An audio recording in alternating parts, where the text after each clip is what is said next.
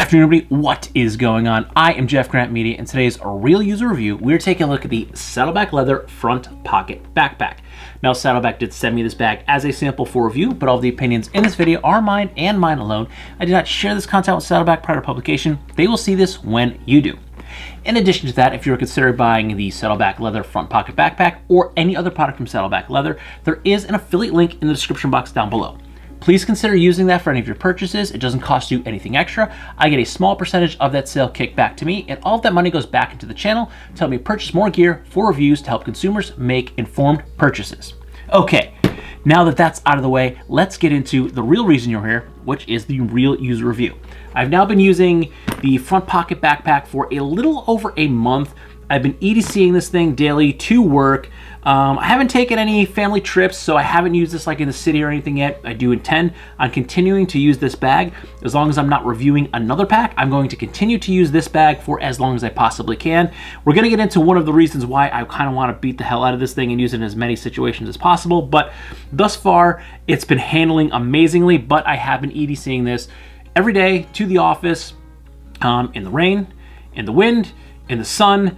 It's been through several different elements, except for snow. It's been warm, we haven't had any of that, but we're gonna get into all of that. And as always, we're gonna start with the specs of the bag. The Saddleback Leather front pocket backpack comes in at $649 USD. It is available in black, chestnut, dark coffee brown, or tobacco as seen here.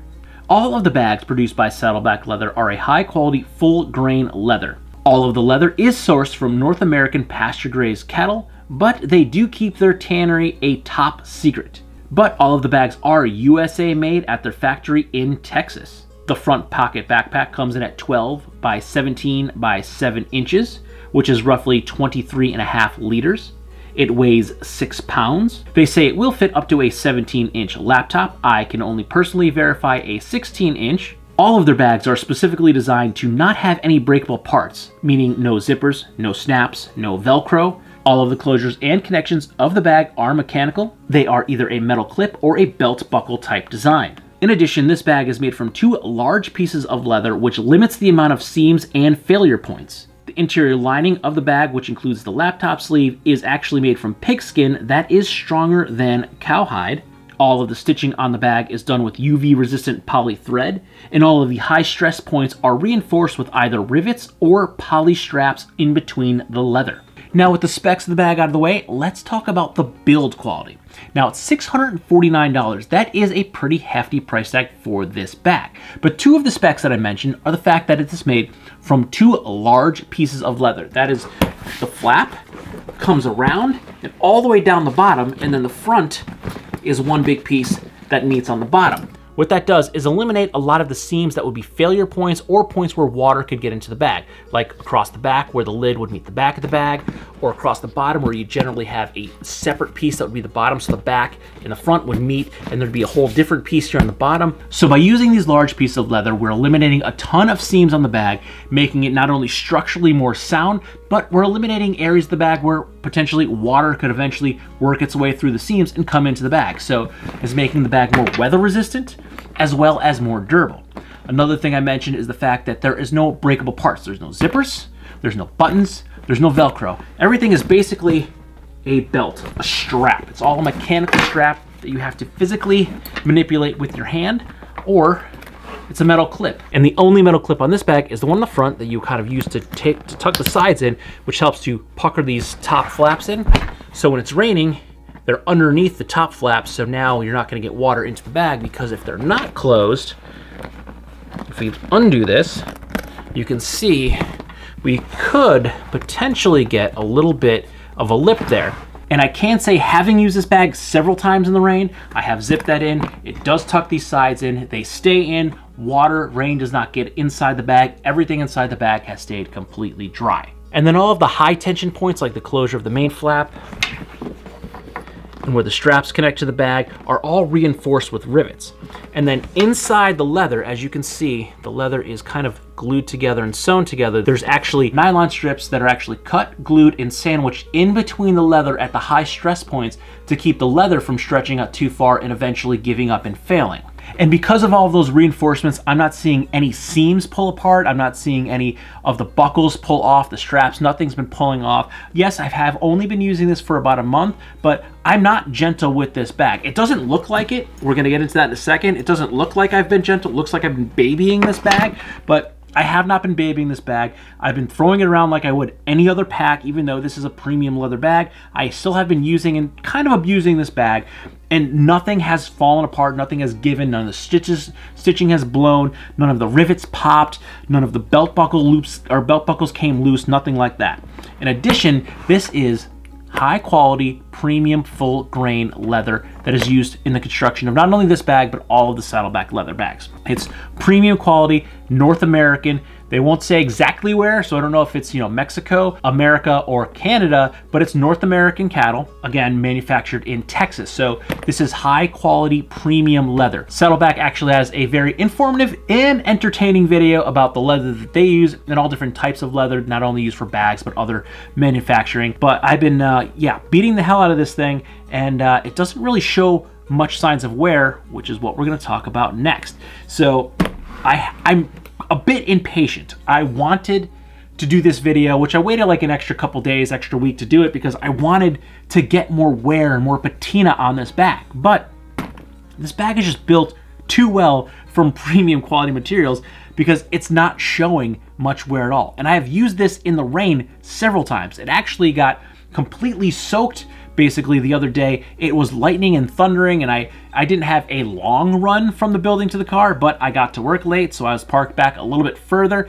Seems like every day it rains, I end up getting to work a little bit later, and I get the worst spot in the back row when I'm making the mad dash to the building. But I will say, I didn't make the mad dash. I wanted to see what the rain would do. I've been in the rain a little bit before that, but this was the first actual downpour. I wanted to see how the bag would handle it. So I took a regular stroll to the building in the rain, and you wouldn't even be able to tell. You can't, there's no water spots. The bag looks fine. You don't see any staining at all on the flap. Like, this thing was pretty much soaked. It took not very long to dry either, but there's no staining, there's no water stains on it. Really, the main signs of wear on this bag are on the back. You can see across the back, but mostly the bottom where the little bump out for the lumbar is. There's a little bit of darkening to the leather. Now that's from not only it rubbing against my clothing, but I have also been wearing several different indigo denim jackets. So there is a bit of crocking, mostly from my Ironheart jacket coming off on the back. But even that, the back of the bag still looks really, really good and not nearly as patinaed as I wanted it to look. The next spot showing the most signs of wear are the pads for the shoulder straps. You see a little bit of creasing from the leather bending, but again, we're seeing a little bit of the darker crocking from both of my jackets, again, mostly my Ironheart, and just from my clothing and my hands grabbing the bag, because these are probably the two highest contact points of the bag. And another high contact point of the bag is the strap for the front flap closure of the bag. Next to the shoulder straps, this is the highest contact point of the bag. This is what I'm handling every single day. You can see darkening of the leather of the strap and of the loop when I'm tucking it through, and a little bit of scratching on the leather around the strap from my fingernails as I'm reaching to either unlatch the bag or to close it up. Other than that, there is some scuffing along the bag, but nothing really prominent, nothing sticking out, no real stains, no real wear marks, nothing that's really sticking out or making this bag look like it's really worn in yet. And one of Saddleback Leather's slogans is something along the lines of "the ugliest our bags ever are is the day that you get them," because these are only going to patina and look better with age. The more wear, the more use they get, they're going to wear in. And I wish mine looked more worn in, but it just built too damn good. It just doesn't show all of the use that I've had on it. And okay, I have only been using it for a little over a month, but I'm just impatient. I really wanted to see some patina on this thing. I wanted to see some more dark spots, a little more scuffing, and I didn't want to just scuff it up. I could just scratch this up with my nails, but I wanted to get that real wear on it, but it's just durable premium material. So I'm honestly surprised at how well this thing's keeping up. I will say it does look better now than the day that I got it, because it is showing some signs of wear and it's wearing in. And one thing I say this about selvage denim is it shows the personality of the person, the user, as well as the personality of the product, because this is going to age differently when I use it than when you use it. So each one of us are going to use these things differently. I'm sure we're still going to carry them on our backs, open them with our hands, but the way we do it, the uses that we put these through, they're all gonna age in patina slightly different with every individual person. So each of these bags are gonna show a little bit of the own personality of the user on it. And I'm impatient, I want this to show my personality now, but it just built too damn good. Now, as I said, I use this as my EDC. This was my daily driver for work, 5 days a week. I took this to the office every single day, carrying all of my junk. I've been accessing this bag at work every single day. But while I'm doing that, why don't we see what I have in the bag and how I've been carrying everything in this bag. We'll start with the outside of the bag. Now, behind each of these pockets, there is a bit of a liner pocket or a slit pocket, if you will. And the only thing I keep on the actual outside is my work ID. I keep that tucked right there. It's easily accessible. I can grab that, especially when I get to the door and I forgot to put on my belt loop. I can just reach around, grab it, and then I can get myself in the building, especially on those nice rainy days when I don't want to be standing outside any longer than I have to. So then we have our side pockets that I don't access all the time, but in here we have 2 of my Green Room 1 through 6 pouches. They fit stacked right there perfectly inside this pocket, and then I'm securing them down with my mechanical leather strap, and that is not opening. I am not going to lose any of those. We go over to the other side. Here we have my cortisone for my eczema. Then we have 2 of my little journals and extra field notes, and this is my travel journal. I take notes about places I visit here, and then I can just close that right back up. Again, securing that so I am not going to lose anything. Now, next to my main pocket, this is my most accessed pocket. And here we have my 2 Skineth solutions. This is like my pills and stuff like that. So headache, allergies, sore aches and pains from muscles from running too much, all that's in here. And then this is my charger kit for my Kindle if it dies, because I never remember to charge it, so I always keep the charger with me so I can power that thing up. And then again, we'll secure this back closed, safe and secure. And there's still plenty of room in this front pocket. I could still fit some more stuff in this pocket, and I have all of this room behind it. Now we have our main bag, access to the bag. And there is a quick look down inside. That GoPro isn't a daily carry item. I brought that home this weekend because I need to film some running content for a pair of shoes. But inside here we have my admin kit, my tech kit, GoPro, bandana, first aid kit, odds and ends, Kindle. When I'm not using the notebook to read my notes off for my videos, that's also inside the bag. And then I have some bills in here that I have to pay that I'm not gonna pull out so you don't see my address. But all of this fits inside that bag with plenty of room to spare. I can still fit my lunchbox in there. Any odds and ends that I pick up throughout the day, I still have room to stick inside that bag. And when I do carry a laptop, I can fit both my 15-inch MacBook Pro and my work 16-inch MacBook Pro inside the bag with no issues, and still throw the power supplies in there, either inside my tech kit or just throwing them straight inside the bag. But all in all, final summation, do I think that the Saddleback Leather front pocket backpack is worth your $650? And honestly, yes. Yes, I do. This is a premium product that you're going to have for a very long period of time. It is made from North American grazed cattle. Is made from premium materials. It's not gonna break, it's not gonna fail. It has a 100-year warranty.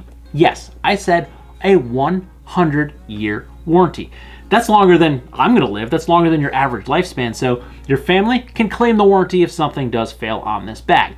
And another one of their slogans that I like is they're gonna fight over it when you're dead. I only have 1 kid, so she can just have it. She doesn't have to fight over it. But if I had multiples, maybe they'd be fighting over my bag when I'm dead. But I've been using this. Again, I have not been being gentle with this because it's a premium product. I wasn't gonna baby it because it's a $650 leather bag. No, I was sent this to review. I reviewed it, I beat the hell out of it. I used it every single day, and it looks great. It's actually, in my opinion, it looks kind of shitty because I wanted it to look more beat up, more worn in, and I wanted it to have more of that patina, and it doesn't because it's just built too well out of such good materials that it's just going to take a long time to show that age. Now, don't get me wrong, I don't mean this bag looks shitty. I really like the way it looks, and it is starting to show some signs of wear, but I'm impatient. I really wanted it to have that Indiana Jones beat up leather bag, leather satchel kind of look to it. I wanted it to look worn. I wanted it to show how I've been wearing it, but it's just such a good product that it's gonna take time to get there. Yeah, I have only been using it for a little over a month.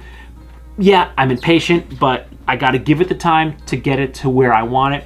But all in all, I think it's worth that money. You know, it's not for everyone, don't get me wrong. It's a $650 product. You may not have $650 to drop on a backpack. That's fine. There are plenty of other options out there. They make some cheaper, more inexpensive bags. They're still premium products, so they still do carry a heavier price tag, but they do make bags that aren't $650. But if you are in the market for a premium leather backpack, it's great. I'm very pleased with it. It's been handling everything great. It's very comfortable to wear. I can put everything I want in it. I did try this by taking the padding off and wearing just the leather straps, and it worked. It wasn't the most comfortable because these are only like, you know, an inch leather strap. Now, if these straps were like 1.5 inches, 2 inches, yeah, you would probably be able to wear these a lot more comfortably without the pad, because the pad does slide a little bit. It's not a big deal. It's not a deal breaker. I didn't even mention it because honestly, I'm so used to just whoop, slide it up and good to go that I didn't even think about it, to be honest with you. But if they had like 1.5 inch, 2 inch straps, it would carry the load a lot nicer over your collarbone, your clavicle, you know, across your chest and shoulders, where you'd be able to wear it maybe without having these leather, the leather padding straps on there. But they're not a big deal. It took me like 2 days to get used to them, and because they actually have the seam here, it kind of gives you something to grip. So when I'm grabbing it, I wrap my fingers around it, so I actually have something to grip. When I usually go right-handed, I'll reach it across my passenger seat, and I'll grab it, and I grip it, and I can stand and throw it over my shoulder. So this little seam that initially I didn't like, it ended up coming in very handy because it gave me something to grip on when I was slinging the bag. But all in, all said and done, yes, I think the Saddleback Leather front pocket backpack is a great bag. It's premium quality products. It's made in America. It does have that high price tag, so if you have the capital to spend on it and you're looking at it, I don't think you're going to be disappointed. This is a bag that will literally last me the rest of my life, which, you know, is probably going to be another 40, maybe 50 years, and I will still have this bag. You know, maybe condition it every once in a while, but yeah, I'm going to be able to have this for a lifetime. So if you want to look at it that way, if I'm going to live for another 40 to 50 years and have this bag, $650 for usage, cost per wear, cost per use is gonna be pennies on the dollar. So really, when you break it down like that, it's not really that expensive of a bag. So if you're on the fence and thinking about it, I'd say go ahead, pull the trigger, snag one, you're not gonna be disappointed. If you like this video or any of my other videos, don't forget to like, comment, share, and subscribe. Smash that big red button and ring that bell right next to it so you get notifications next time I post a brand new video. Good night.